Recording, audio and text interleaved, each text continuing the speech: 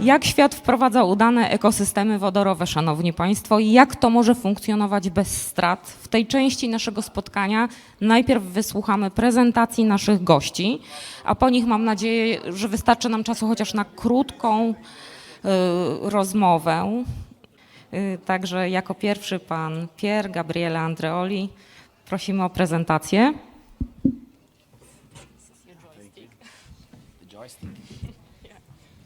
The microphone. Good morning, everybody. And thank you very much for this invitation and this opportunity to attend this event and also this panel session. My name is Pier Gabriele Andreoli, and I'm the Managing Director of the Energy and Sustainable Development Agency based in Modena, Emilia-Romagna. And I'm also the President of the Italian National Network of Local Energy Agencies. So just a few words about... It's working? It's working. Okay. Just a few words about our agency. Back. Okay, our agency is based in Modena, and it was founded in 1999 with the support of the European program SAVE. So we are a European agency, finally. Our members are all public administration, 140 public administration, mainly in the Emilia-Romagna region. So now what we do is to offer to the public bodies our support and services for the topics related to energy efficiency, sustainable development, and climate change mitigation policies. Now, just a few words about the national hydrogen strategy in Italy. So Italy has defined this climate strategy within the National Energy and Climate Plan, and in November 2020 were published the guidelines, the national guidelines that represent for us the first outline of our ambition in terms of energy and development. So, in compliance with these strategies, the Italian Recovery and Resilience Plan, it's really important for us and for all Europe, is to, following the crisis due to the pandemic, respond to our urgent need of fostering a strong recovery. So the plan, what contains reforms and investment that will help Italy to become more sustainable and resilient and better prepared for the challenges and opportunities of green and digital transition. So the plan, the energy plan, has the objective of making the Italian energy system more sustainable in order to reach the 2030 and 2050 targets through the progressive decarbonization of productive sectors. In particular, it focuses on the progressive decarbonization of the hard-to-abate industry with the introduction of hydrogen as energy carrier. So investment in the hydrogen sector include the green hydrogen production plants, road mobility, as you can see, railway mobility, and hard-to-abate industry, hydrogen-related industrial chains, for example, the factories for electrolyzers, research and development, so a big plan. Oh, and this is the whole plan of also investment and helps coming from the National Resilience Plan. And in particular, at the moment, the agenda is related to the disused and industrial areas. A lot of money are coming now for these disused areas. And that aims to implement green hydrogen production plants in former industrial areas and the use of green hydrogen in the nearby territory. Thanks to these resources coming from the National Recovery and Resilience Plan, so coming from Europe, the Emilia-Romagna region, that's located in north of Italy, you know it, intends to support the implementation of green hydrogen projects within the territory. So, in our region, and in this context, we have two main projects being studied regarding two different cities. One is above the sea, it's Ravenna, a big port in north of Adriatic Sea, and Modena. The project both include the production of renewable electricity with PV plants built on former industrial areas. The renewable electricity is used to power electrolyzers for producing green hydrogen. And so green hydrogen is then used by new fleets of fuel cell city buses. So it's a sort of circle. We produce energy, the plan is to produce energy with the PV plants and use it in the buses fleets in two cities of the region. And what happened in Modena? Modena is the city of our agency. We represent the complete set of projects that we are analyzing for the city, together with stakeholders operating in the territory. You can see the university, but also SNAM stakeholders who put money in the project. With the support of the resilience plan, the plan is to proceed with a hydrogen refueling station, a research and demonstration center for hydrogen and fuel cells, and also a hydrogen production system that use electricity coming from the waste-to-energy plant and new photovoltaic installation. These are the estimated investment cost. It's quite high, but a lot of money are now coming from the resilience plan. The energy park is step 2. We start at the moment with the electrolysis from waste to energy and with 5 megawatts coming from photovoltaic plants on a disused landfill. This is the startup. The second step is to implement an energy park of 25 megawatts around the city to produce more with electrolyzers, more hydrogen for mobility, but also for industrial areas. So these are the location, just the projects are ongoing. Now I'm going to conclude my presentation talking about a hydrogen pilot of the province of Modena. This context is the energy performance contract for the public buildings owned by the province of Modena, assigned for the next 7 years. Among the several energy efficiency measures foreseen in the contract, the province decided to include a hydrogen pilot project to be applied into a school building to integrate the existing heating system. This is a pilot project, bottom-up approach, the big projects, but also a sample into a school. I heard before the problems of safety, and it's a theme. It's a theme. So this is a scheme, the scheme of the hydrogen pilot project. We have an electrolyzer, small one, that is powered by electricity provided by a PV plant installed on the school building rooftop. A small but interesting plant. A hydrogen-powered boiler then produced thermal energy that integrates the existing traditional heating system. For concluding now my presentation, in our experience, the introduction of energy ecosystem followed a bottom-up approach, as I said, with an important action of public administration and local stakeholders for fostering and starting up project proposals. So public-owned agencies, as us, also play a key role in these initiatives, acting as aggregator, sort of facilitation, able to connect the different involved parties. Thank you for your attention, and I'm here for the answer. Bardzo dziękujemy. Thank you. Poproszę o przekazanie joysticka. Dziękuję. Pan Karsten McGovern, Agencja Zarządzania Energią Kraju Związkowego Hesja, zapraszam.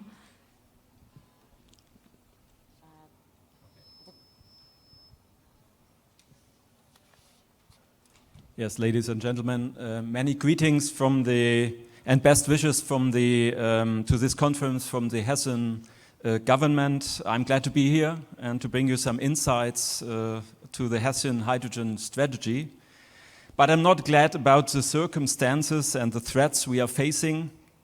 The war of the Russian government against the Ukraine, especially Germany, has to get rid of Russian gas, oil and coal. Poland was more intelligent, not to set only on the Russian card. We all hope that this war stops and Russia will not win. But there's not only this bloody war, there's the biggest threat of mankind, the climate change. We are at the moment on a 4-degree path. 4 degrees rise on temperature means a devastating future. And we should do everything against it because the economical costs, the costs for humanity will be even more greater than the cost we have to invest now. We have to stop this greenhouse gas emissions into the atmosphere. The Potsdam Institute in Germany has scored this by 300 gigatons are the budget we have to reach the 1.5 degree target of Paris, and 15,000 gigatons are potentially can be burned into the atmosphere out of the earth, and we should do everything to let this in the earth. The central areas of action for energy transition and decarbonization are the save of energy and increase of energy efficiency. Actually, we have started an energy saving campaign in Hessen. 1 degree less heating in households means 6% energy and energy costs less, which is a good argument. We have to expand the renewable energy. In Hessen, we have to plant 1,000 more wind turbines in the next years to reach the energy targets. And we have to expand the infrastructure, more intelligence in electricity grids, but also, of course, in storage capacities. And there is a place of, there's a place of hydrogen. Hydrogen is not the solution. Hydrogen is a chemical energy storage possibility. And it is not the game changer, but it will play a very big role in this field of storage in the next years.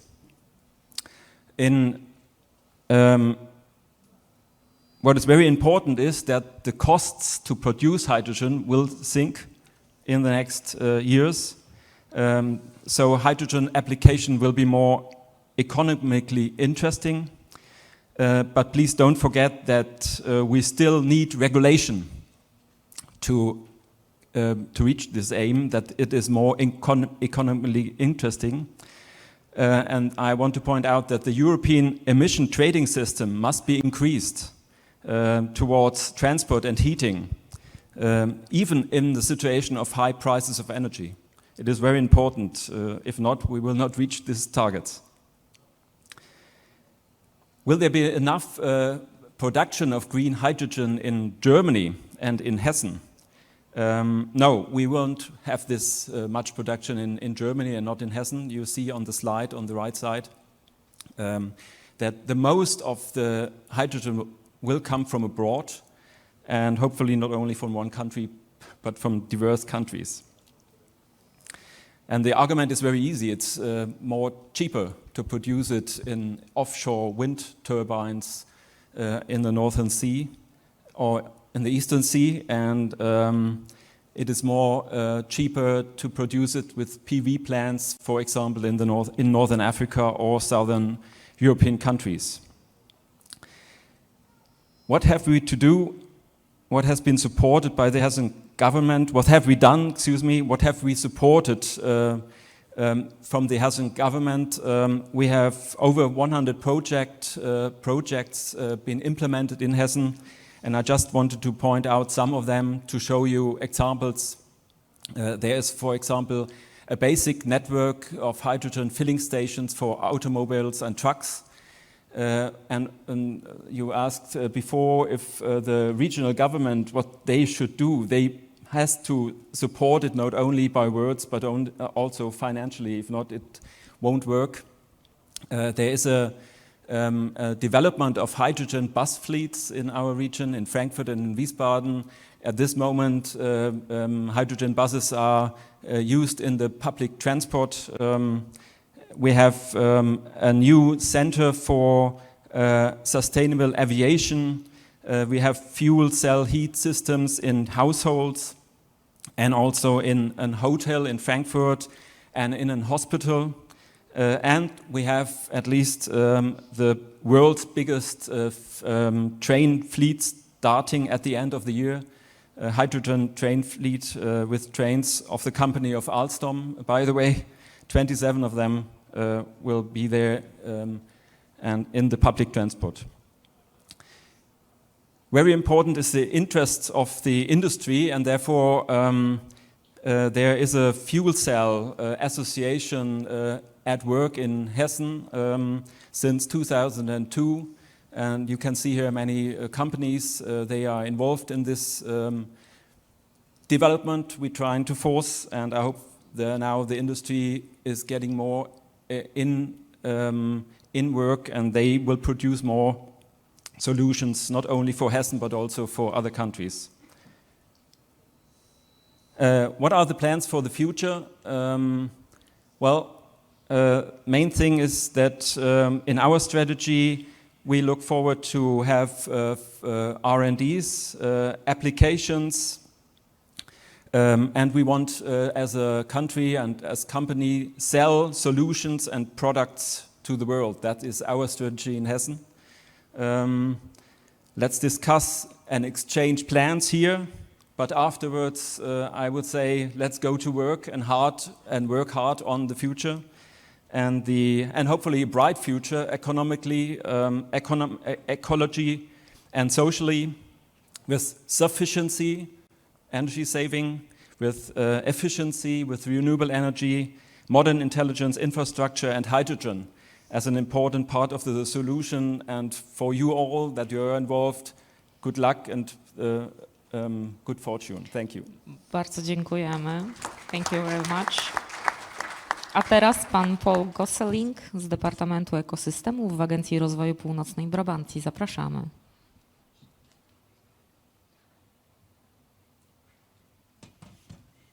Thank you. Good afternoon all. It's a long sit, I think, for everyone, so I hope you will enjoy a bit of my presentation on the Brabant region in the Netherlands.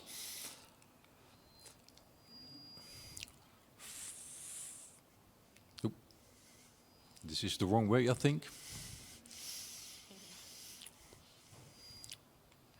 Let's have a look. Oh, this one. All right.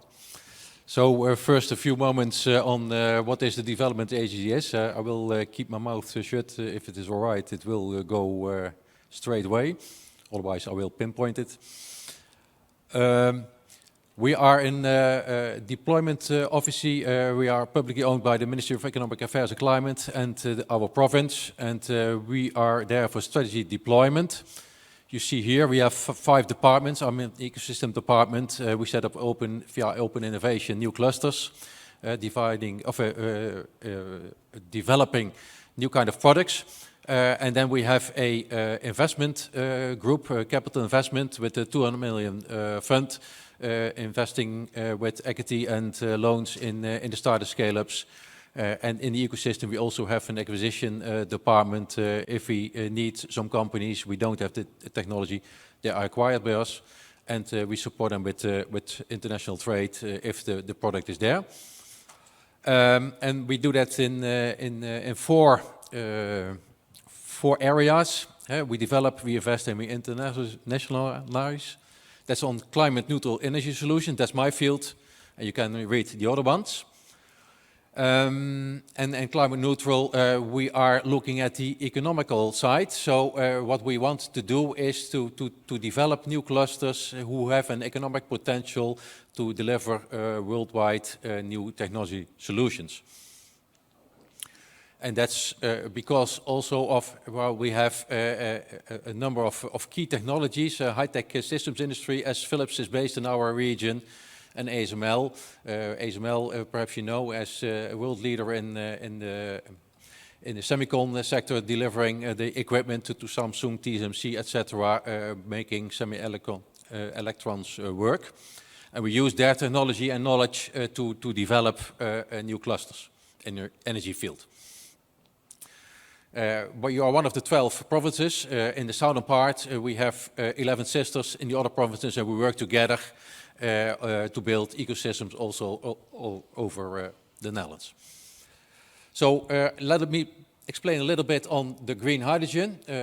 We have called it green hydrogen equipment for clean energy hubs. We have in our province the 2020-2030 energy plan. We also had the plan 2010-2020. That's fostering the Paris ambitions and also the EU ambitions in CO2 greenhouse gas reductions. In 2010 already I set up Waterstofnet together with the Flanders region, but that was too early for our province because there was not enough industry to collaborate together in new product development. And only in 2019, our province defined that in the new strategy 2020-2030 there should be room for green hydrogen, and I will explain in a few moments why.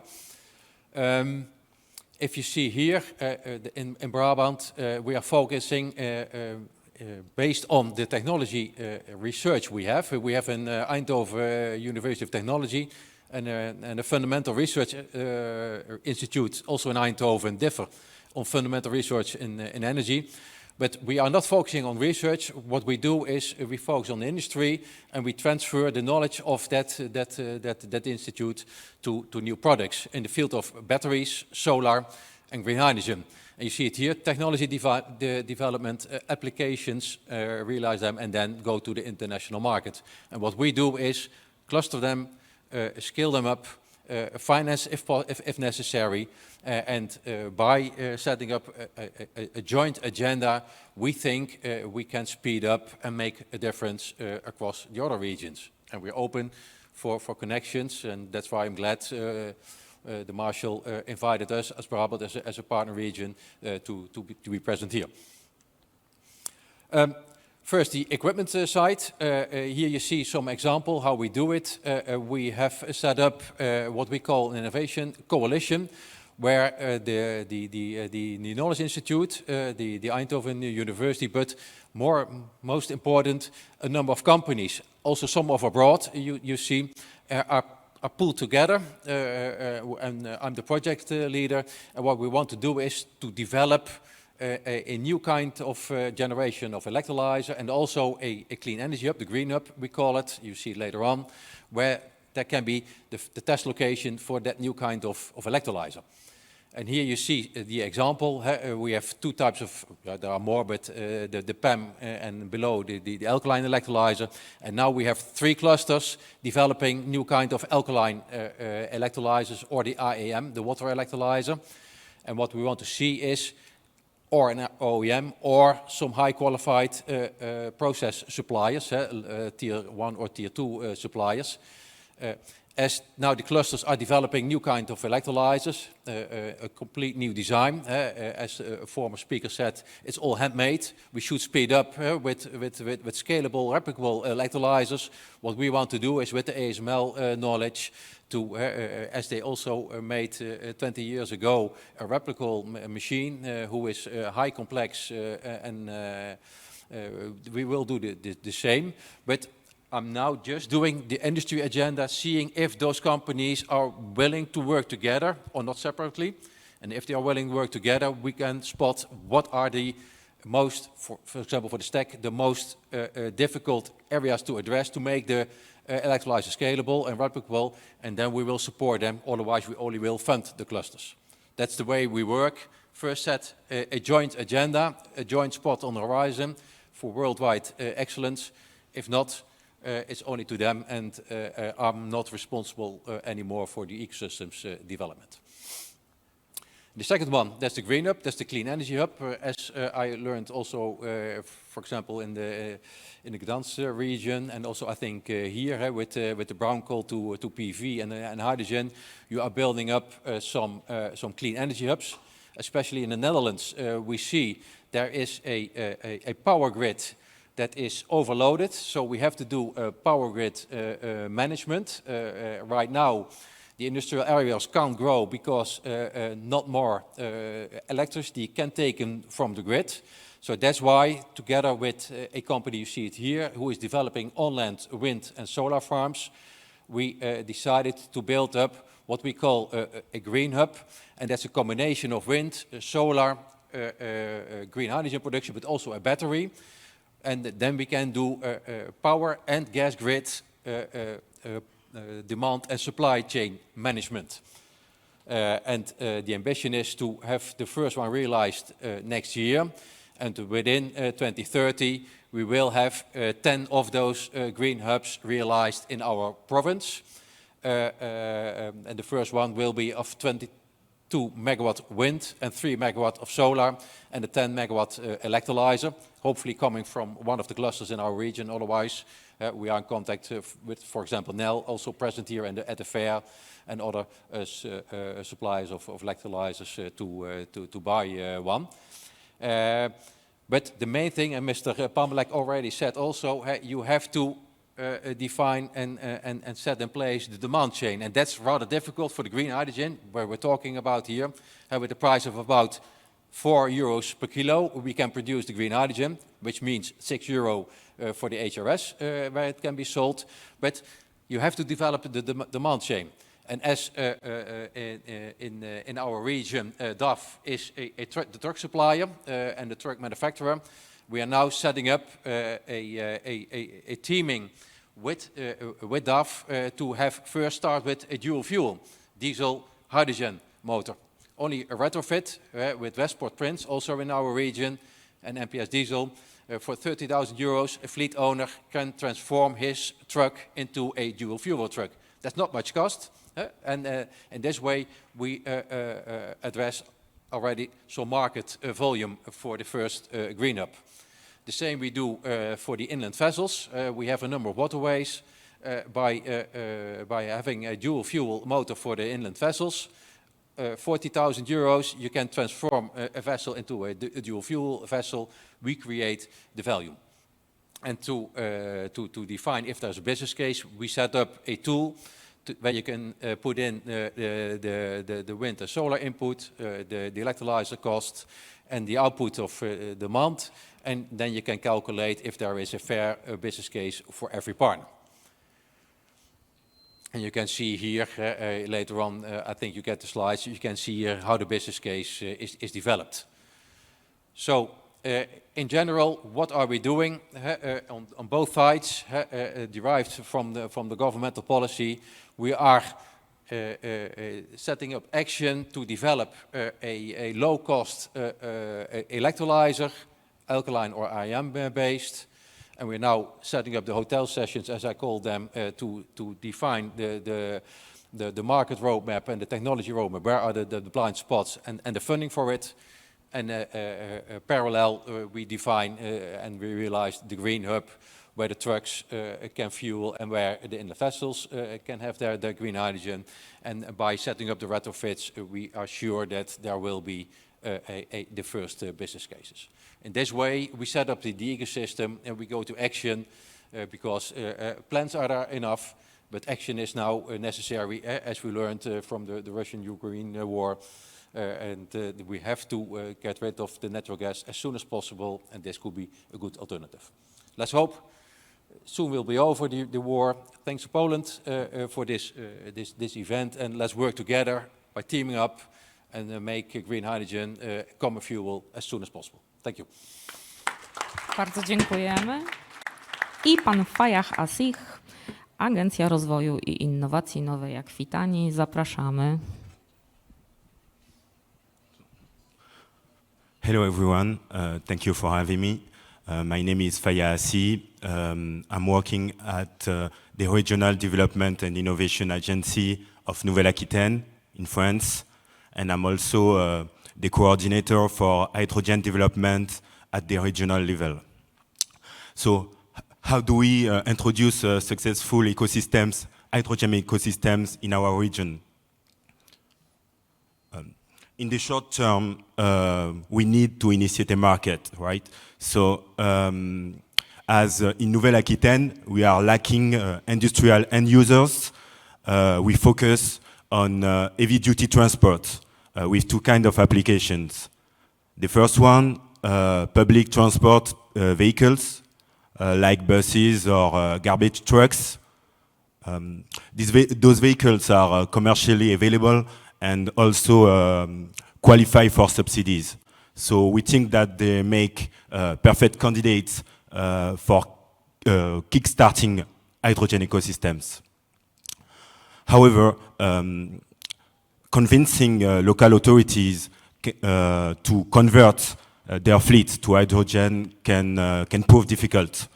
That's mainly because hydrogen vehicles still 2 or 3 times more expensive than diesel ones, subsidies included. The second application is heavy goods vehicles, and at the moment we are working on a plan to define possible locations and capacities for hydrogen infrastructure to deploy along the Atlantic corridor. And finally, Nouvelle-Aquitaine has opened a call for projects. This one call comes in addition to another call opened at national level. The general idea behind these calls is to set a minimum size for the project in order to improve competitiveness, both in economic and environmental performance. So that's about, when we talk size, that's about 1 megawatt minimum for electrolyzers, H2 transports over distance less than 150 kilometers, and a target price for hydrogen of 9 euro per kilos. Okay. In the long term, we want to position Nouvelle-Aquitaine as an hydrogen industrial hub for Southwest Europe. So this ambition rests on 3 pillars. The first one is to connect to a European hydrogen backbone initiative. Our region has dense gas networks and also massive underground storage capacities. So Nouvelle-Aquitaine could interconnect competitive suppliers in south of Europe and industrial consumers in northwestern Europe. The second pillar is to create hydrogen valleys specialized in sustainable fuels for aviation and marine sectors. So we have 2 industrial territories which have strong ambitions regarding this new market. In the south, near Spanish border, you have Pau-Lactard Basin, which is developing a 200 megawatt project for producing e-methanol for marine applications. And further north, you have the port of Bordeaux, which is betting on green ammonia with a 300 megawatt electrolyzer project. And finally, the third pillar is to work with the working community of the Pyrenees.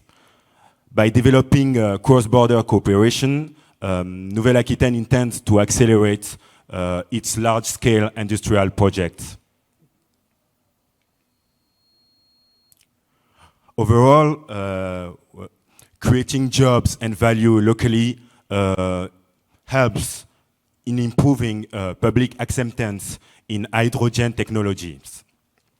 In this sense, Nouvelle-Aquitaine supports local players' investments in terms of research and development, innovation, academics, or training programs. And moreover, we are working closely with local communities in order to attract new companies and investors in our region.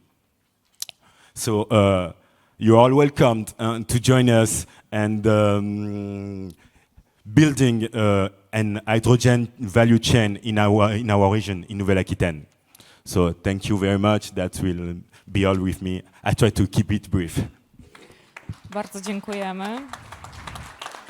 Szanowni Państwo, zostało nam 6 minut, nawet mniej, więc ja poproszę o odpowiedź na jedno pytanie wszystkich panów bardzo krótko. Każdy, kto chociaż raz przeprowadzał remont albo budował dom, nie daj Boże, wie, że powie to z całą pewnością, że za kolejnym razem zrobiłby to inaczej, tak żeby było taniej, sprawniej, efektywniej, efektowniej. I stąd moje pytanie do panów. Proszę nam powiedzieć, na co bezwzględnie należy zwrócić uwagę, rozpoczynając projekty wodorowe? Bo z całą pewnością w procesach, które panowie realizowali, pewnie się pojawiły i błędy, i usterki. I dzisiaj, gdy panowie analizują nawet swoje własne prezentacje, widzicie, że można było niektóre rzeczy zrobić inaczej, żeby było lepiej. Bardzo proszę, bardzo krótko, na co bezwzględnie zwrócić uwagę, priorytety? Po kolei, bardzo proszę. Well, the priority is safe projects. It's not a mistake. We started with a school to emphasize the problems and to catch the solutions. So safety is something it's important to start. So we have to also to try a sort of balance between the production and the use. But I saw that all the projects are quite the same. The approach is to find solutions to produce different scale. And mobility for starting is the use that you balance with the production of hydrogen. The uses in houses it's something new, and we tried into a school because the blending solution for us is a sort of way for use the pipeline, existing pipeline of methane gas. So. Bardzo dziękuję. First of all, it's very important to have a good plan. So be sure your plan is very good. Then you have to stand behind the plan and to communicate it. Then you must be flexible if everything goes wrong on the way you're going. And at the end, you have to have many partners you're working with, and so collaborate in your region, bring people together, bring organizations together, and hear what they say. That's it. Dziękuję. I can be very short. Two items, I think: market and permits. And to elaborate it a little bit more, a market it's a big problem for green hydrogen, as it is much costlier than natural gas or grey hydrogen. But there's a lot of attention, a lot of interest from swimming pools, from industry, from mobility. So we need the funding from authorities to bridge the price between the green hydrogen and the alternatives for now. And I will be sure that within a few years the bridge will be closed between natural gas and green hydrogen. And with this effect, you also have the feasibility and you see that it is safe, etc. And the second one is permits. In Holland, it takes 5 years to get a permit for green hydrogen production and also for wind and solar production. So we have to speed it up, that the permits are quicker, and then we see much more green hydrogen projects. Dziękuję bardzo. I ostatnie słowo. In our opinion, it's important to focus or to put efforts where hydrogen projects may have the best chances to succeed. So we are looking at cities which are really committed to develop hydrogen, because hydrogen projects are complex, the capex and are important and high. I mean, and if you don't have like the political will, it's difficult to build projects. So that's the first point. The second point, in our opinion, is to focus on ports. We have 2 ports in Nouvelle-Aquitaine where we can develop hydrogen projects. I talk about Bordeaux, but we also have La Rochelle, and these places are interesting because they offer several use cases for hydrogen applications, for marine sector, but also stationary power. So it's a very good. They are a very good place to start. And finally, ports are have lands with ready-to-use networks, electric, gas, water, industrial water networks. So that's important if you want to build an industrial project for sure. Bardzo dziękuję, czyli nie tylko jak, ale i gdzie, to też jest ważne. Dziękując naszym gościom, zapraszam Państwa na 30-minutową przerwę, a później na kolejny panel. Bardzo Panom dziękuję. Thank you very much for this discussion.